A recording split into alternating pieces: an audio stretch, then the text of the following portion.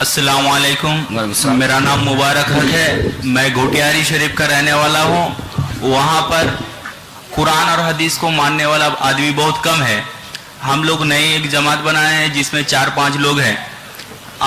अक्सर मस्जिद जो है वो बरेलवी लोग का है, या तो मजार मानने वालों का है, या तो तबलीग वालों का है। क्या हम लोग जो 5 वक्त को नमाज पढ़ते हैं उनके पीछे पढ़ने से नमाज हो जाएगी?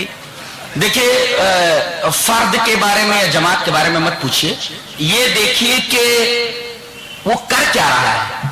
नबी ने फरमाया कि सल्लू कमा राय तुमूनी वसल्ली, तुम लोग नमाज वैसे पढ़ो जैसा कि तुमने मुझे पढ़ते हुए देखा है।